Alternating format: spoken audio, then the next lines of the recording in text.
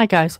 So this is kind of a video to bring together all of the kind of little videos I've done on Blake Lively and potential violations amongst the guilds of America in the Hollywood industry.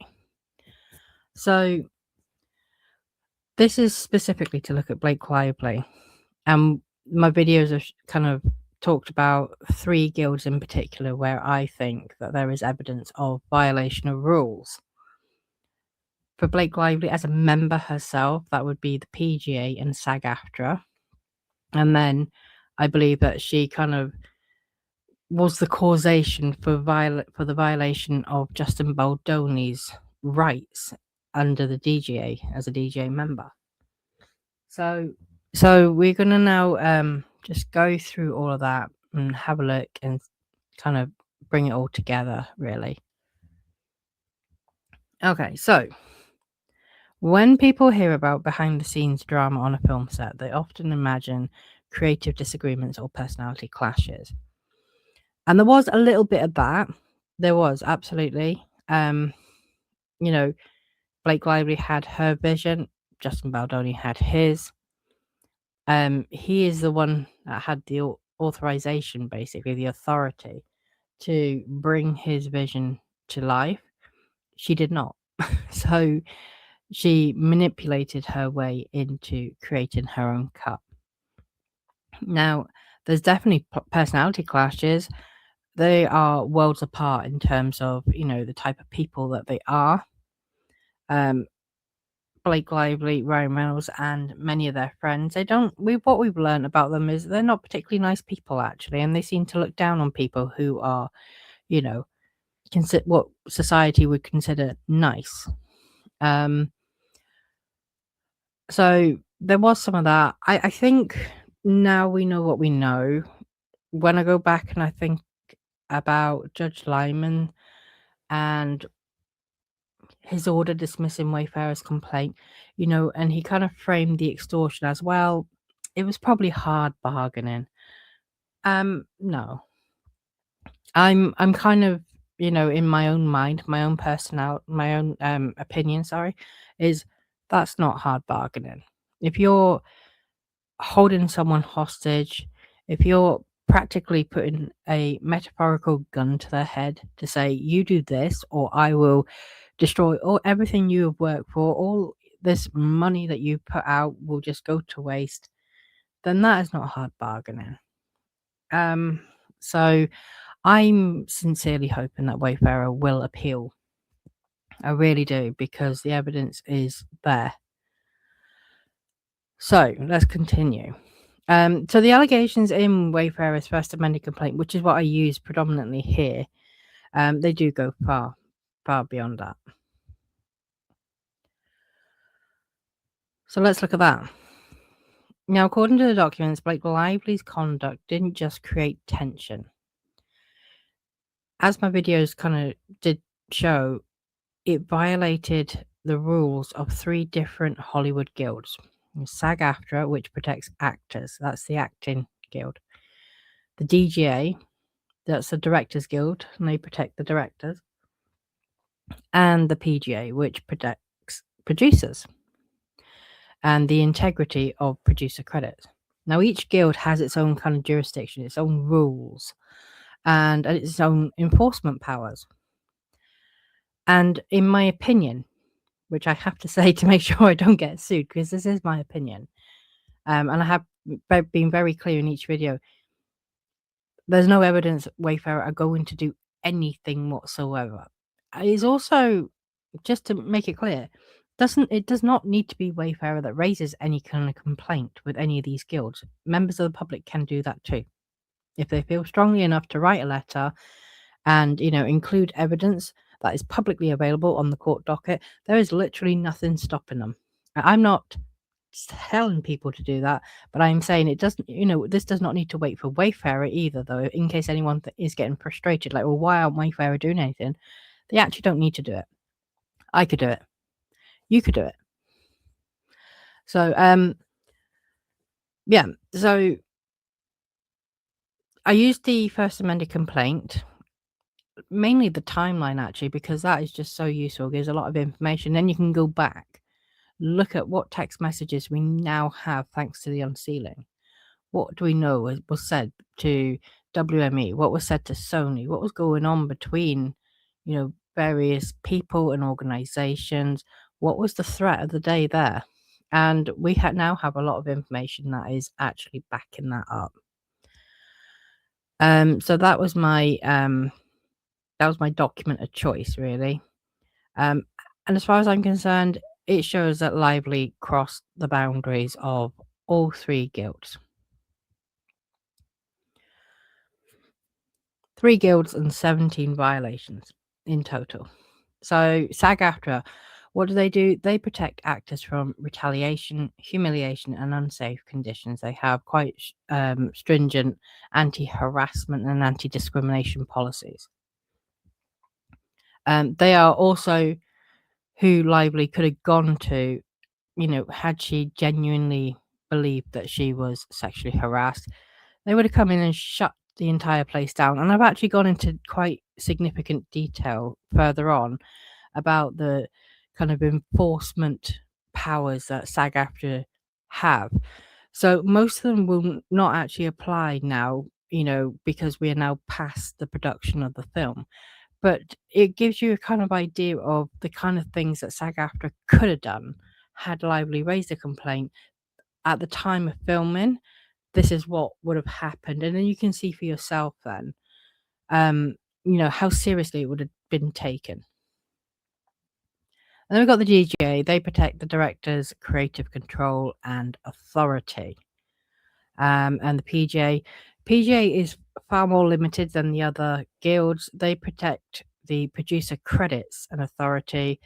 They're largely concerned with, are you eligible for this mark or not? And if evidence comes to light that you are not, or you are misrepresented, we can take that mark back. But they do take very seriously the producer credits as well. So I think in my video, one of the examples I gave was Jamie Heath, who is a PGA producer himself and was on the film, had contractually negotiated to be, second place in the credits, probably after Alex Sachs. And Lively bumped him down to third place. That was before she even got her PGA mark, and I think it was around the time that she had her producer credit from Wayfarer, but the PGA mark itself she had not received, and she was already kind of pushing that. She had no right to. Sony even said to her in the text message, we can't agree to that because that is a contractually negotiated, thing for Jamie Heath, and Wayfarer hold the legal power over it. One thing I'm not going to do is go back and forth to all the evidence, because I've already done that in the actual, in the kind of standalone videos on each guild. So this is just to kind of bring together, everything that we've kind of talked about already and just put it in one place. Okay, so what does it mean and what can each guild do about it? I'm going to start with SAG-AFTRA. So SAG-AFTRA exists to protect performers from retaliation, humiliation, and unsafe conditions, and interference with their work. The first amended complaint shows that Lively repeatedly targeted Justin Baldoni in ways that strike at the heart of those protections. And I've got I generated the images. I noticed I couldn't help but look at that guy and think, oh, he looks a bit like Sarowitz. Okay. What she did to Baldoni. So there was systemic exclusion. She removed him from the trailer against his wishes. She removed him from key art. So we know that the poster was supposed to have both of them, and she took him out, and now we have that image that we all know, her side profile, which is just her. She excluded him from interviews, book bonanza, etc., junkets, photo shoots, cast events. The premiere, he wasn't allowed to appear with them or on the is it the sizzle reel? And he was excluded from the premiere after party. Had to kind of put together his own, even though he was paying for both. There was a coerced apology. Right, it didn't actually come to fruition, but there was that whole pre-drafted statement that Lively presented to WME to put to Wayfarer, basically taking accountability for everything, even though, in my opinion, this was all Lively and Reynolds' fault. And Sony to a point. Physical isolation. I mean, when he went to the premiere, he was actually escorted onto the red carpet at a specific point, escorted back off and into a basement by security guards. He didn't do that of his own kind of free reign. There were security guards actually directing them and escorting them, which is just absolutely nuts. And I have actually put the paragraphs in the it does say the First Amendment complaint. What that means is the timeline, the Exhibit A timeline. So you can actually go and have a look. But those are the paragraphs specifically where this is no, it is the First Amendment complaint, it's not the timeline. But these are the points where, this comes up. A promotional blockade. And now it's common to think that, actors' roles just are merely when the actual photography is going on and the filming is actually happening. It's not. It goes way beyond that. So the actor's role actually begins before pre-production. It starts there because there's a lot that goes on in terms of fitting and rehearsals and all kinds of stuff goes on. I don't know the full ins and outs because I'm not in the industry, but pretty much from the time they say, right, okay, yes, we'll do this movie, they are, effectively performing as an actor. And then even after all the film is, kind of shot, you've got all the promotional stuff and everything. It goes on for quite a long time after. So everything in that timeline is Blake Lively and Justin Baldoni in their capacity as actors. And we obviously know that they had dual roles. Blake Lively will say, well, yeah, but I was also a producer. Okay, let's just humor her for a minute and park that. She was credited as a producer. I know that was extorted before everyone jumps in the comments to tell me. I know this. I know this case inside out. I know exactly what has happened and when. So I'm aware of how she got to be credited as a producer. But we have to just kind of acknowledge that, in terms of the film, she was credited as a producer. So effectively, like it or not, she was, serving in a dual capacity. Likewise for Justin Baldoni, who was a director, dual capacity. So when Lively was kind of, stopping him from promoting the film, when she was like, no, you can't do this, no, you're not involved with that, and she was getting the cast to kind of, all go with her, and he was being left out on his own, and you could see like Jen Abel in particular was scrambling with Sony and trying to get some promotional stuff put together for Justin Baldoni. Because why?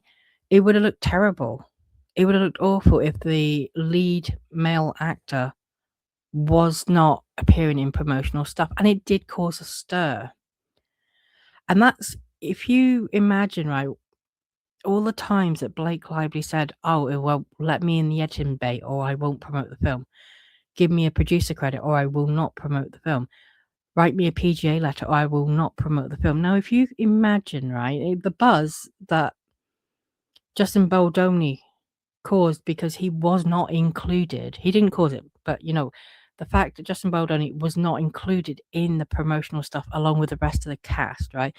The huge buzz that's caused, and a lot of people didn't even know who he was. Now, Blake Lively is known not all good things, but she is known. She's known for being an actress. She's known for Gossip Girl. She's known for being married to Ryan Reynolds. And she was the bigger name.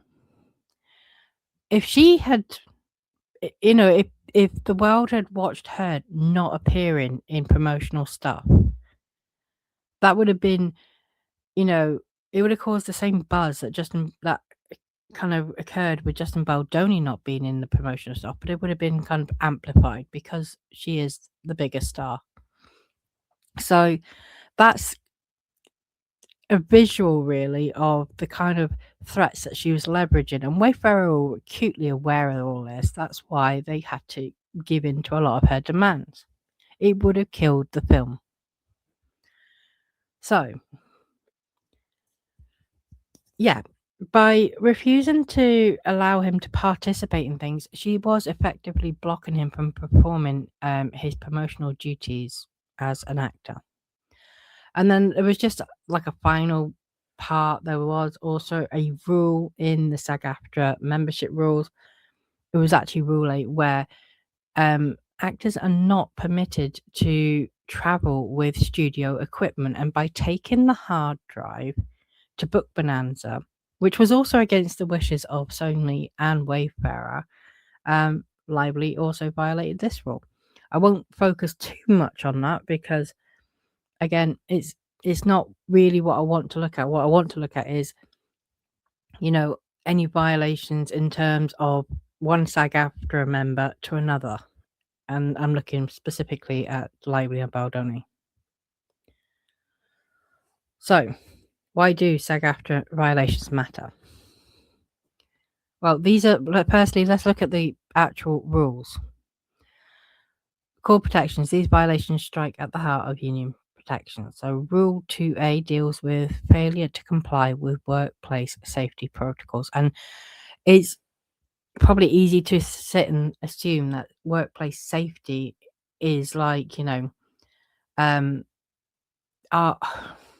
I don't know, like making sure the set itself is safe, or making sure that you are safe, like making sure that a gun used in a shooting scene, for instance, is a prop and not a real gun that is likely to do serious harm.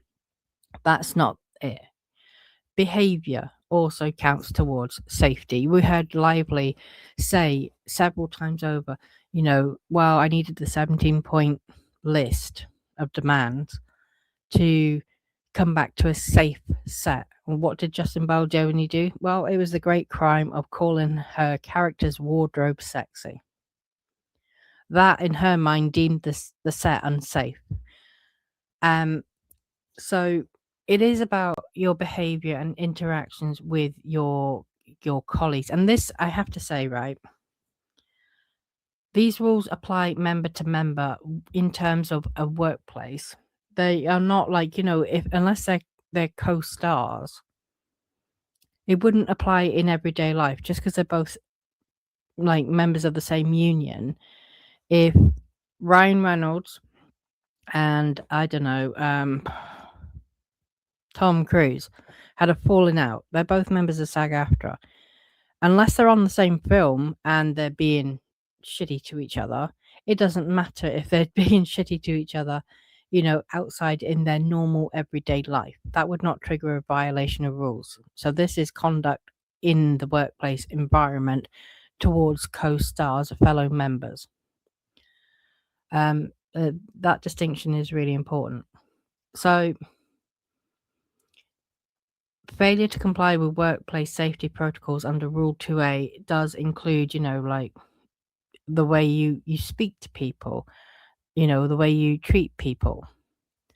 It is not about, literal health and safety. There is a duty under Rule 2B as well to report violations. And this kind of comes back to Lively. If Lively believed that Justin Baldoni had sexually harassed her, then there is actually a duty to report that to SAG-AFTRA. That's actually written into the membership rules. So even if it was true and she actually was sexually harassed, she has a duty to report that to SAG-AFTRA, and she did not. Rule 7A deals with retaliation and discriminatory conduct. Now, I did say in my video, I believe Justin Baldoni was discriminated against.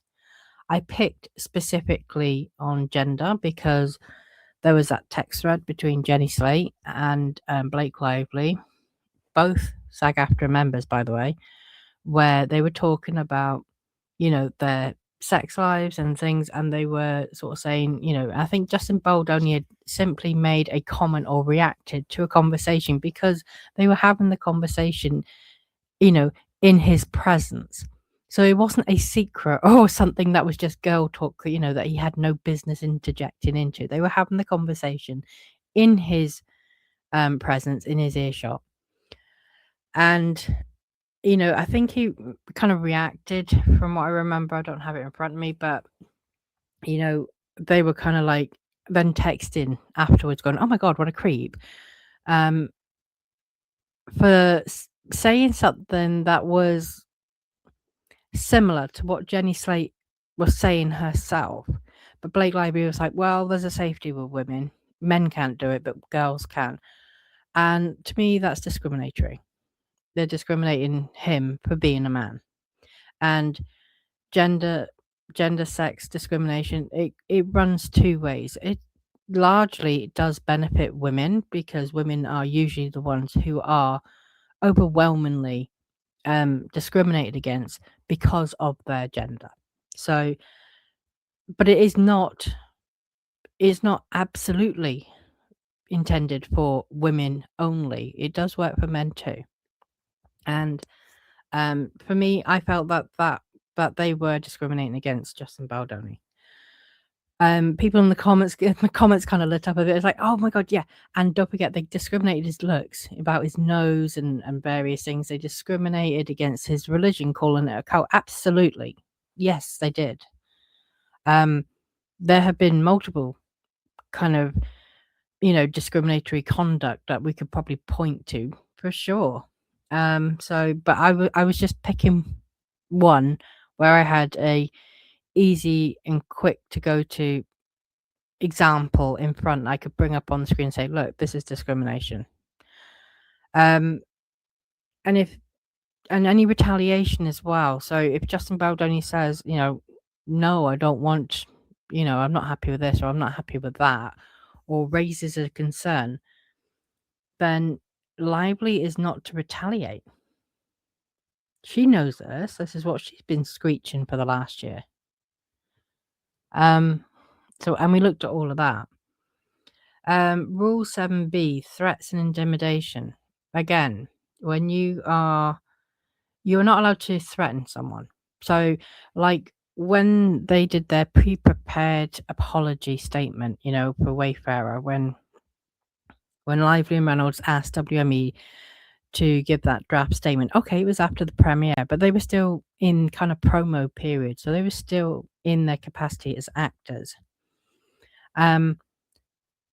But the threat was, that if Wayfarer refused to comply, and Wayfarer includes Justin Baldoni, who is SAG-AFTRA member, if there is a refusal to comply with their instruction to issue this statement, the gloves would come off. Well, that's a threat.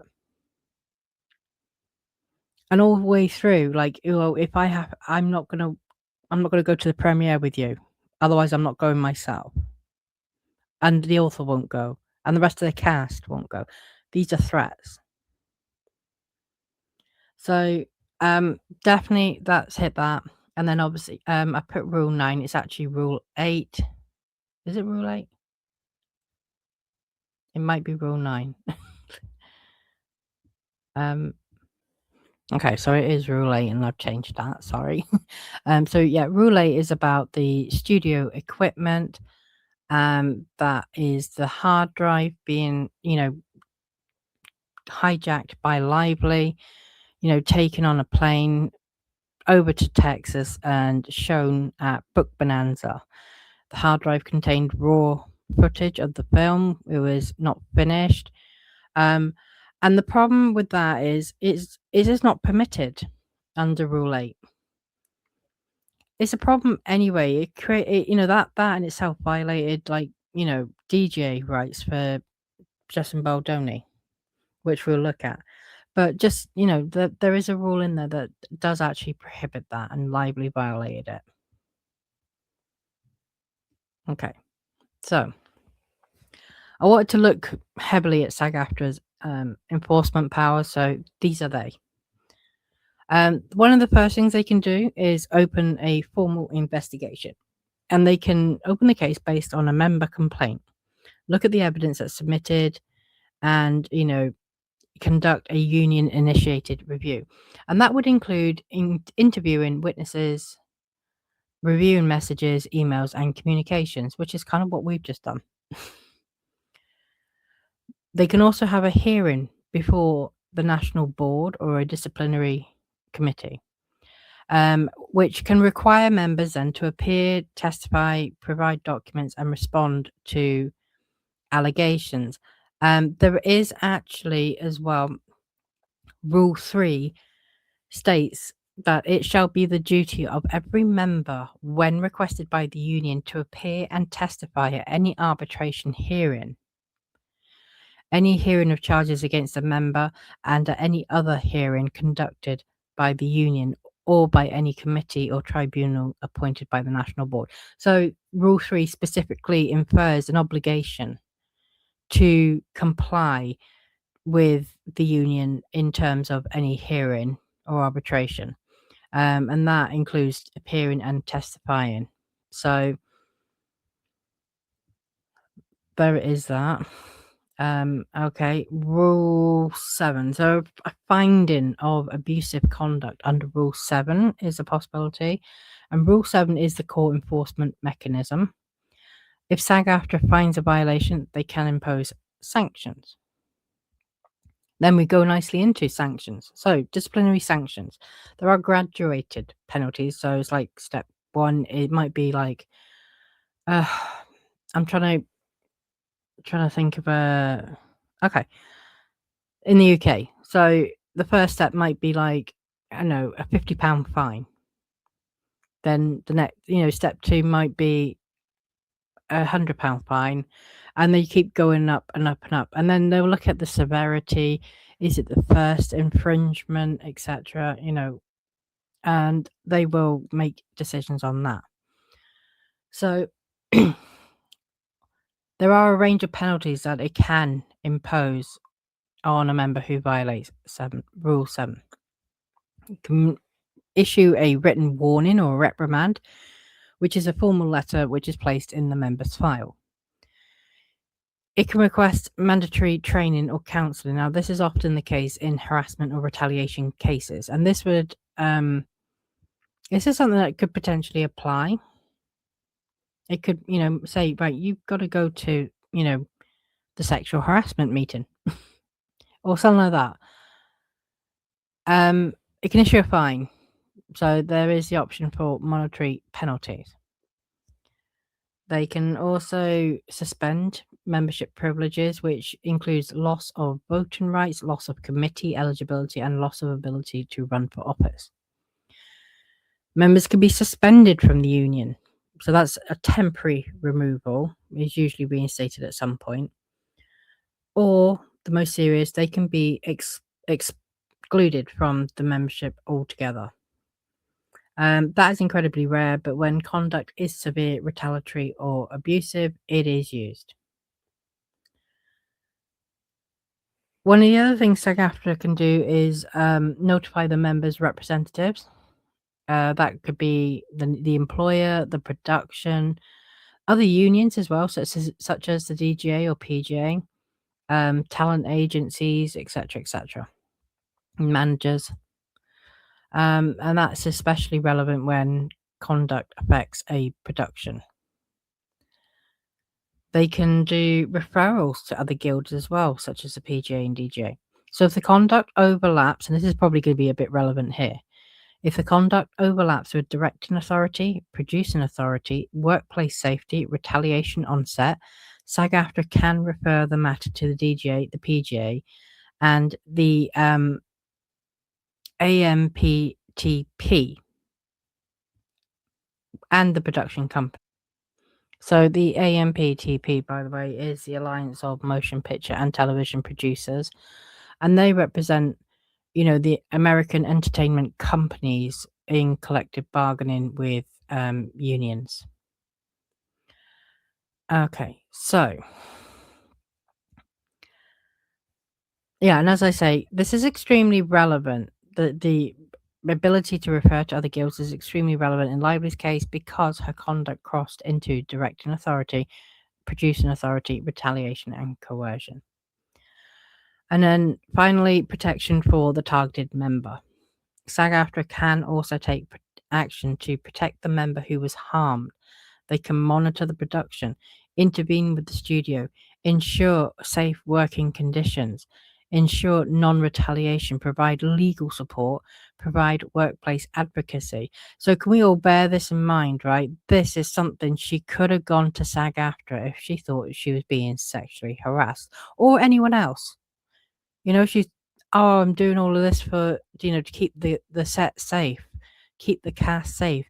Other women who were being harassed, she could have done this and it would have taken no time or effort, because SAG-AFTRA would have come in and just done everything else for her. All she had to do was make the complaint. She did not. What she chose to do was put together a list of 17 demands, including bringing on a composer, a producer, and having control over another actress's nudity rider, which is just absolutely crazy. And it's questionable, how is that going to protect the set? It makes no sense.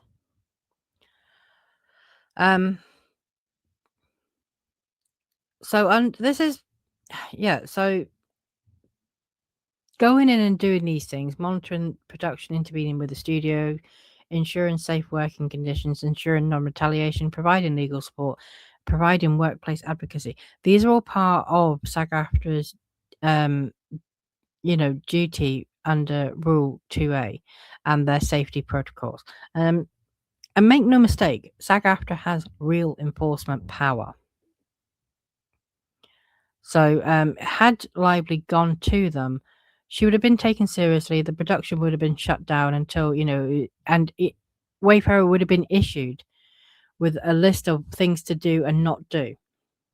And then there would have been a whole host of support for Lively and any other affected member in terms of, making sure that there was no retaliation and acting if anything seemed to, was going to occur, providing legal support.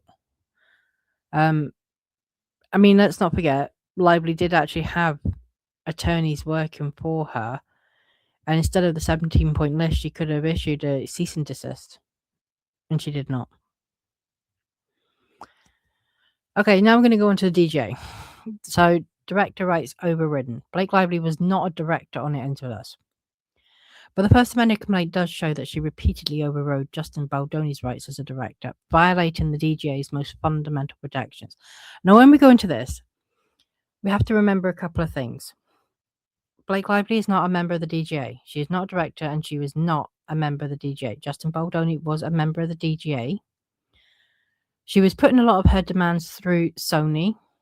Like, she was telling Sony, go and ask Wayfarer for this, ask Wayfarer to, approve the trailer, etc., etc. And Sony were in the know about a lot of nearly everything that was going on. Sony is also a member of DGA. The DGA can only enforce rules against its own members. So there's nothing they can enforce against Lively.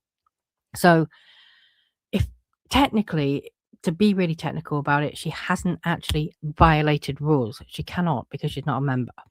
But she is the causation, definitely. But for her conduct, the rules Justin Baldoni's rights would not have been infringed.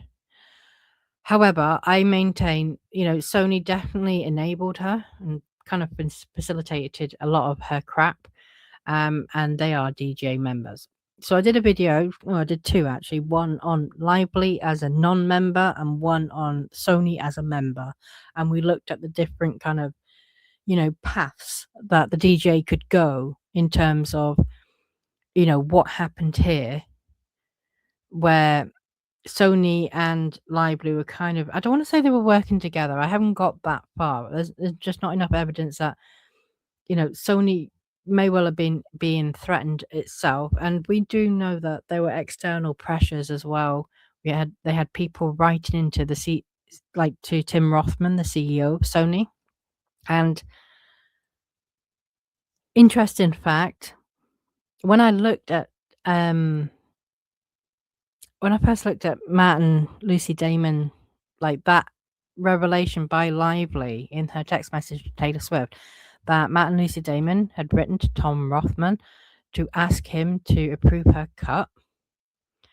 I completely missed the part until yesterday where Josh Greenstein admitted in his deposition transcript that it was Tom Rothman who had actually made the decision to proceed with Blake Lively's cut.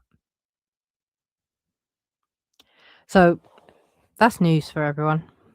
It was a bit of a shock, but does that mean that the Bake Off was just, well,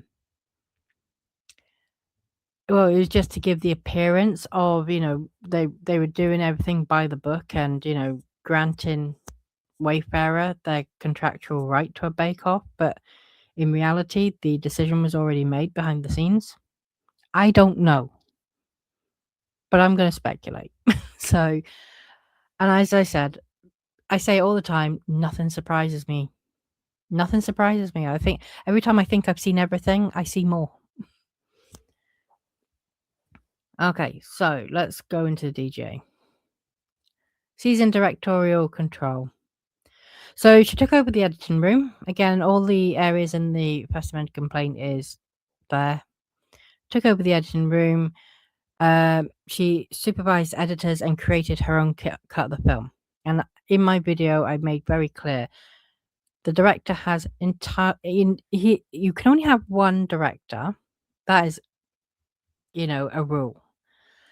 And I walked everyone through the whole process. If Justin Baldoni actually became incapacitated for some reason, like there was a genuine reason why he needed to be replaced. He was incapacitated, he was hospitalized, he passed away.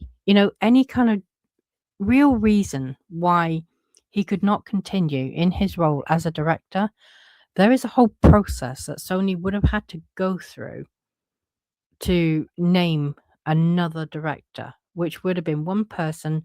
The notice would have had to be sent to the DGA within 24 hours in writing.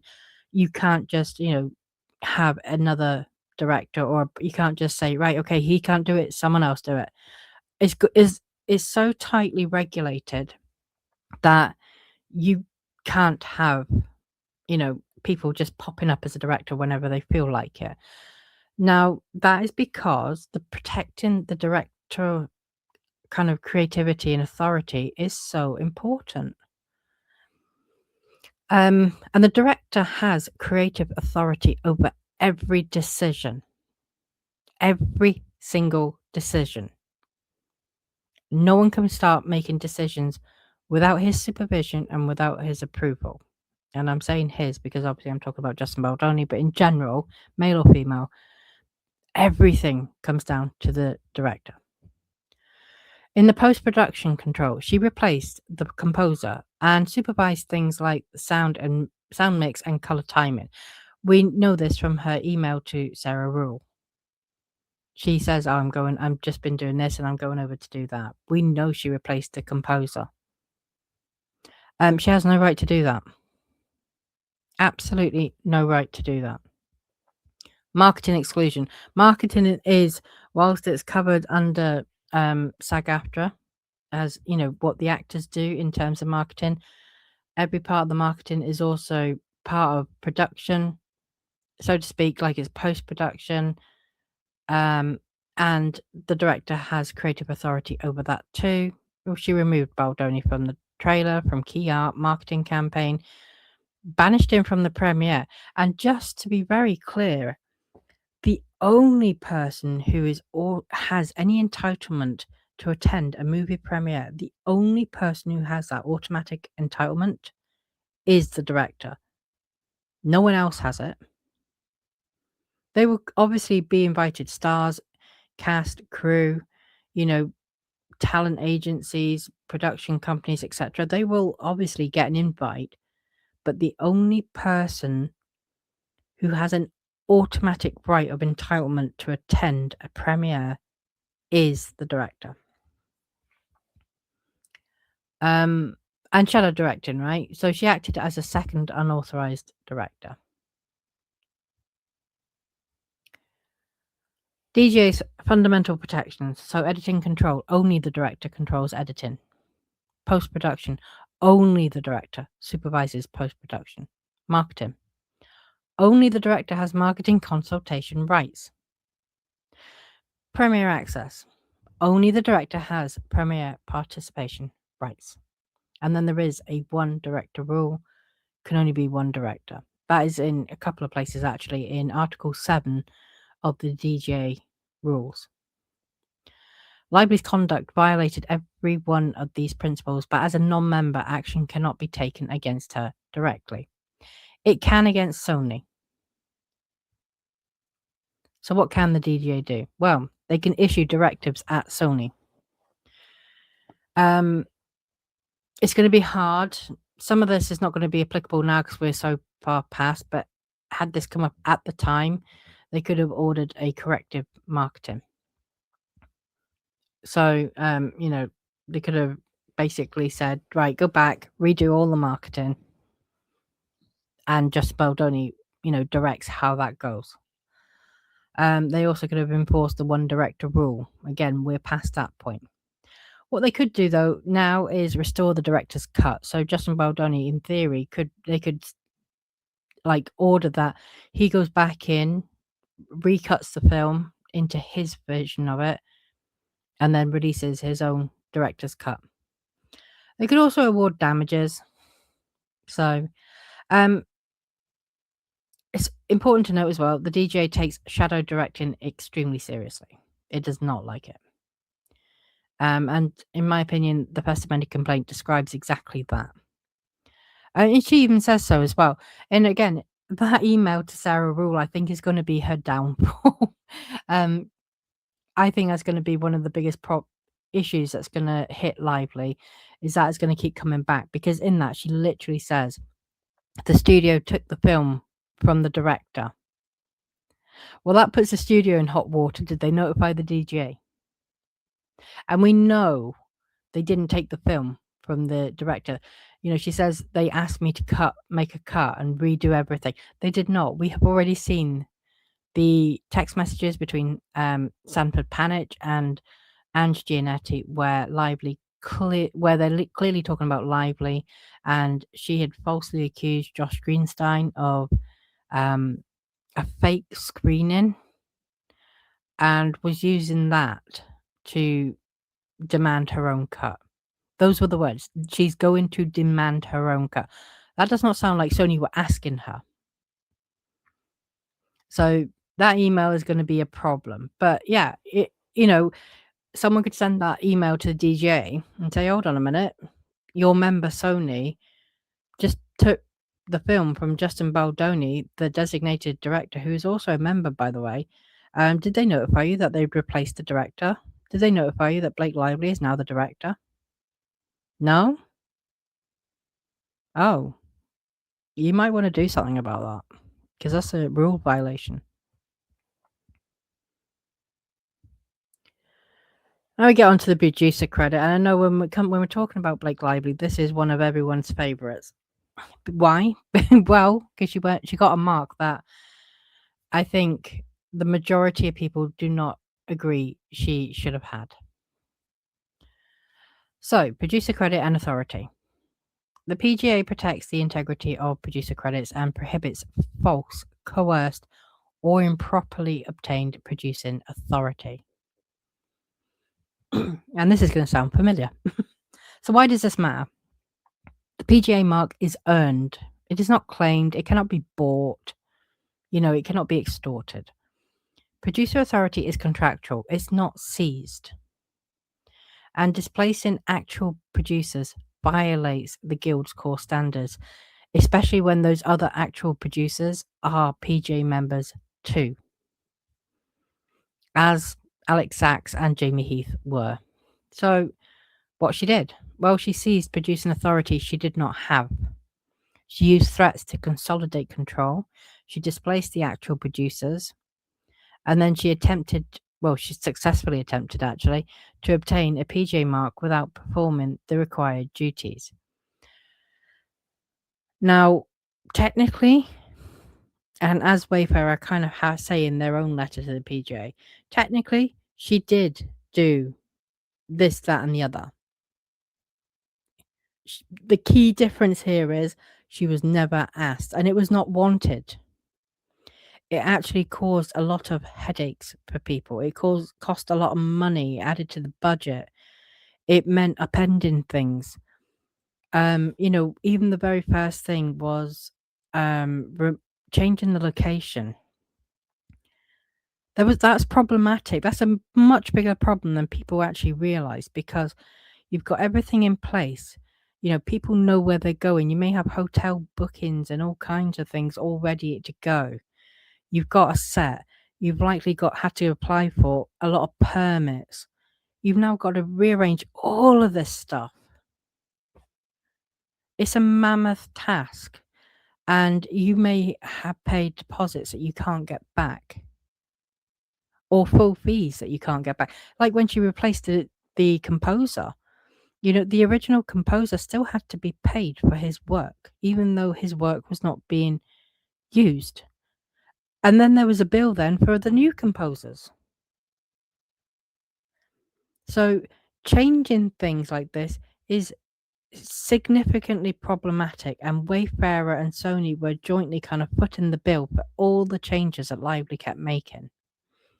And these are not small changes. They're not subtle. Everything. If you listen to Lively, absolutely everything got changed. And it was at huge cost. Okay. So when I say obtain a PGA mark without performing required duties, her duties were not required. What she did was not required. Okay. So, PGA enforcement powers, what does that look like? Well, they can rescind the PGA mark. They can revoke the award of the prestigious PGA mark for improper claims. They could also correct the producer credits and ensure that they accurately reflect actual producer contributions, i.e., they could restore Jamie Heath's place in the credits to second place again from the third that he was bumped to by Lively. They could make a public statement about proper producer authority. They could also arbitrate credit disputes. So this is unlikely, but they could resolve disputes through binding arbitration, basically. There isn't a dispute. The film is done. This is not going to apply, but these are things that they can do. Again, not going to apply now, but, for future, they could restore proper authority to the studio. They could kind of, like SAG-AFTRA, they could go in and say, Lively, no, you have no authority here. Wayfarer, Sony, your authority is restored. Continue. The PGA's job is to protect the credibility of the produced by credit, and the FCA does actually describe conduct that undermines that. So, the pattern across all three guilds. We have humiliation. That's quite simple and easy to sort of show, especially with the premiere, and being excluded from promotion, not being uninvited from Book Bonanza, being cut off the trailer and the poster art. What is that if that is not humiliation? Interference. I don't even think I need to go into any kind of definition or give examples here. She interfered in absolutely everything. That's all I need to say on that. Not only her though, she had her husband to interfere. She had her friends to interfere. She leveraged connections. She used her star power. All things that go against the producer. Well, not just it's largely a producer guild. You're not allowed to obtain the mark by using star power or leveraging, pulling in favors. Which is wild because her actual PGA letter even says she called in favors. So, and she talked about she used the star power all the way through it, like talking about her friend Bradley Cooper, and signing it as Blake Reynolds, even though as a producer she was credited as Blake Lively. But just need to remind everyone that she is Ryan Reynolds' wife. Unauthorized control. Again, we've been through that now. We know what that looks like. She got into an editing bay she shouldn't have been in. She was given notes that she shouldn't have been given. She then got solo time in the editing bay as well without the director. Now, that is a huge violation, especially given that the DJ explicitly states the director has to supervise all aspects and decisions. She seized authority. I mean, again, self-explanatory. She took control of the film, put her own cut together, and then went to a premiere to promote it without the fucking director. And she took the film and ran off to Texas and, screened it against the wishes of the studio, largely because, one, it wasn't completed. And what if they wanted to change it? Well, now they're kind of going to struggle to change it at this point now. Once you've shown it to people, you can't make it that much different. But also, that locked in the fact that, now, because she's showing her cut, everyone's seen it. It was the same thing as when Sony said, look, can we change the poster art? So where the poster was supposed to be originally Lively and Baldoni, and it changed to that, that image that that is now associated with the film of her, the side of her face with the flowers behind her. That is because that was used all over in Book Bonanza. And once it's out there, you can't bring it back. Once people have seen it and recognize it and associate it with the film, you can't go and then make big changes. So then, the studio and then Wayfarer are kind of stuck with that. And then you had exactly in that situation with the poster art where Sony was saying to Wayfarer, well, it's already out there now, so we may as well just formally change it. Same thing happened with the cut. Lively shows it to, thousands of people at Book Bonanza. Well, that's it now. They've seen it. So now and it was her cut. And that's manipulative to have done that. It should have been just 20 minutes. And that's what, when Justin Baldoni was going to Book Bonanza, he was going to show 20 minutes. But then that would have given them flexibility then. That would have left enough room for them to, to come away and make changes that they wanted to change, because the people viewing the film wouldn't have seen so much of it, but Lively, had to go one better, had to show the whole damn thing, right? And let's be clear, Brandon Sklenar, enough doesn't get said about him, right? Snake that he is, was sat on that stage going, what? No, what? I didn't know that. You didn't tell me you were bringing this film. I haven't seen the film. Well, I want to see the film. There are text messages. They were talking about this. He knew she was going to show the fucking film. That was a whole scripted bit. That was a whole scripted bit between Brandon Sklenar and Blake Lively, where he was going to feign surprise and be like all faux outrage for, what, you're going to show the film? But I haven't even seen the film and I'm in the film. He hadn't seen the film. That is in the text messages, by the looks of it. But they it was not a spur of the moment decision for her to like show the whole film. That was always the plan because they had been discussing it in text messages a couple of weeks before.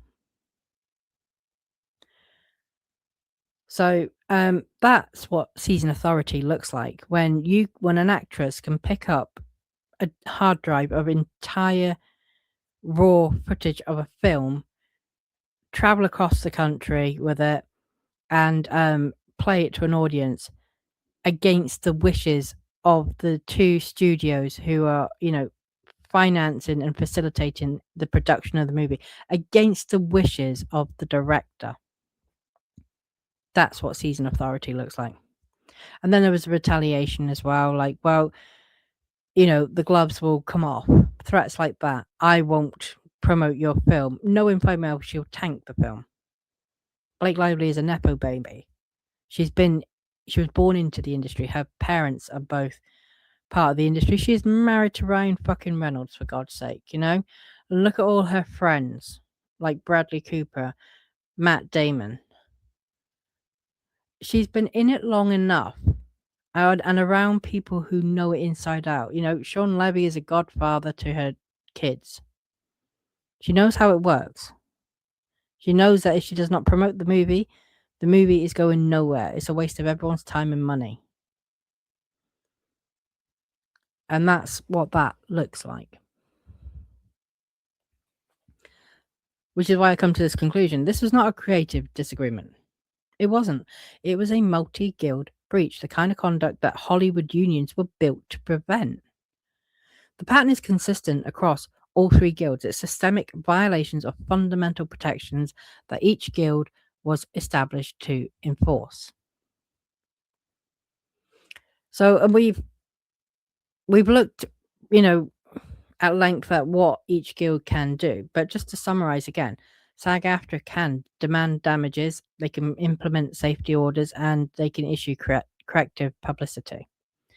The DGA can restore the director's cut and enforce the one director rule. Enforcement, though, would be against Sony. It would not be against Lively. The PGA can correct producer credits and rescind improper claims to authority. So where she has, and there is a lot of evidence, she has applied for a PGA mark, which she obtained through manipulation, coercion, threats. PGA was very, very clear that, members are not to do that. And they had the authority to rescind the mark, which is what we all want to see. Why does Hollywood rules matter? Well, protection. The guilds protect creative professionals from abuse and exploitation. Fairness. The rules obviously ensure fair treatment and proper credit for all contributors. And then there's standards. The industry needs standards. They need to be they're necessary to maintain professionalism and accountability. And when there are failures, then the industry as a whole fails. There are rules for a reason, and this case shows exactly why they matter and what happens when someone bulldozes through all of them at once. And I have said in multiple videos, right, for both Blake Lively and Ryan Reynolds, right? Ryan Reynolds is a member of 3 guilds himself, the PGA, the WGA, and SAG-AFTRA. You've got Blake Lively as a member of the PGA and SAG-AFTRA. And Blake Lively was crowing, honestly crowing through her PGA letter, just endlessly talking about how important, a PGA mark is, what it means to her, what it means in her house. It's one of the most important things in my home. I don't believe these two have ever been held to any accountability. Have ever been told no. And really, I think they lived life believing entirely, full-throated, that rules do not apply to them. So I don't think that she wanted a PGA mark to be, bound by any rules. I think that it's used as a leverage. It's a, "Oh, look what I got," kind of thing. And I really do think she pushed the bounds of Wayfarer just to see how far can I go with this bunch. Because to put it into context, right? Alex Sachs got her PGA mark for this film too. Alex Sachs, in particular, her entire career is around being a producer. She owns a production company. She has produced so many films. I think she has applied for the PGA mark numerous times and not been awarded it. This is the film where she finally got it, right? After several attempts. Blake Lively, and to our knowledge, because we have to work with evidence, right? We can speculate that, she probably goes into most films and takes over. She's probably done that more than once. She's done it before. Of course, she's done it before.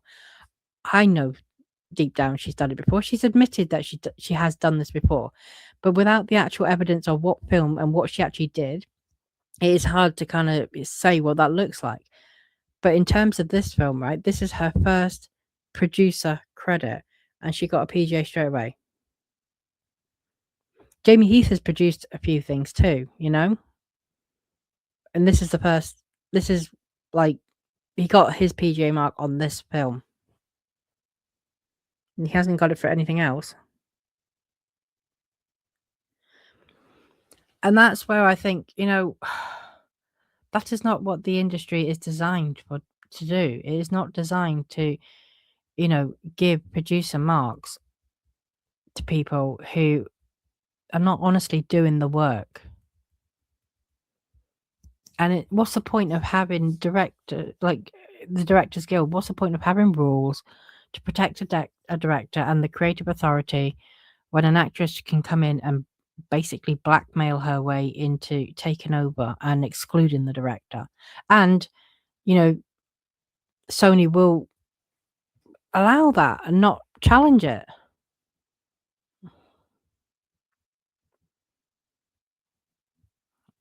Okay. So the unprecedented nature of this case. Well, firstly, this is quite a rare situation. I haven't heard too many similar situations, and anything remotely similar to this I've heard of involves Ryan Reynolds. Where he was mean to co-stars. He's slapped a kid, had his child say some, horrific lines against her will. He was awful to a fellow actor on, was it Deadpool 2? I cannot remember his name off the top of my head, but I'm sure everyone will be like, "Oh yeah, I know who it is." Tim Miller? I'm not 100% sure, so I don't wanna say that with authority, but, he was extremely rude. People have had bad experiences with him on set. Now, that's not unheard of in Hollywood, so it's like, well, what is the point of SAG-AFTRA then if, people are going to be allowed to bully and harass other SAG-AFTRA co-stars? But Ashley Brianna Eve has done, like, a bit of a deep dive on how he took over the Blade Trinity thing. We know he kind of wormed his way into Deadpool and got a much bigger role on Deadpool than he was supposed to and had more creative input.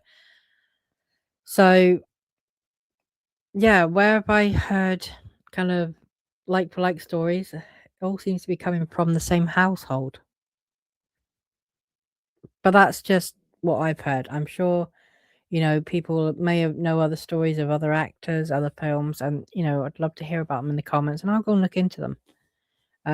Just because it interests me. Systematic.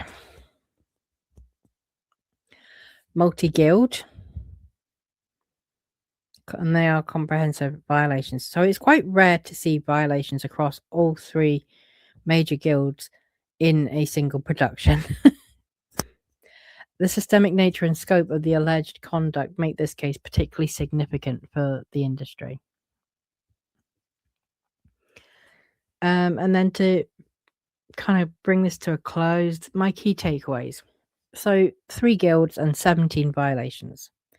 Blake Lively's alleged conduct, and I have to keep using the word alleged, which is heavily evidenced, violated SAG-AFTRA, the DGA and PGA rules simultaneously. And again, I caveat the DGA that she technically cannot violate DGA rules, but Sony can on her behalf. And it was because of her demands that the rules were violated. She is the causation. There is real enforcement power, so each guild has specific mechanisms to investigate, arbitrate, and remedy violations. Industry precedent. This case demonstrates why guild protections exist and what happens when they're systematically violated. And the worrying thing about this for me, which I know a lot of you also worry about, because again, I read all your comments, is, especially with the PGA, the precedent that sets. Because the PGA, in September 2024, they updated their rules to try and tighten them. Ironically, that would not have made the slightest bit of difference to Lively and what she did. It wouldn't have. It just tightened up rules in other areas, and it's kind of, it has opened up additional formats of production to be able to apply for the PGA mark. So previously, animations and documentary movies, producers on those could not apply for the PGA. They now can. So there are some positive that's come from it. But it's also tightened up the use of the word producer to prevent producer titles being kind of given in as a perk, basically, where people are not actually doing the role. The worrying thing is obviously this is kind of like if this is allowed to stand and the PGA know all of this now, they're not going to do anything unless someone makes a complaint, to be very clear, because so many people are saying, well, why are they not doing anything? No guild is going to take action unless someone actually makes a complaint. And again, that does not have to be Wayfarer. It could be anyone. Any member of the public can make a complaint and send in, attach the evidence that's on the docket and say, hey, do you know what? I object to Blake Lively having this PGA credit because she obtained it by manipulation and, coercive means. And your rules specifically say members cannot do that. Are you going to uphold your own rules? Anyone can do that. So the guilds are obviously they're not taking action because no one has actually made a complaint by the sounds of it. Wayfarer are certainly not going to make complaints. They're in the middle of a lawsuit against someone who is alleging sexual harassment. They're not going to do anything remotely inflammatory or anything that might be thrown at them and as like evidence of retaliation. They're not going to do it.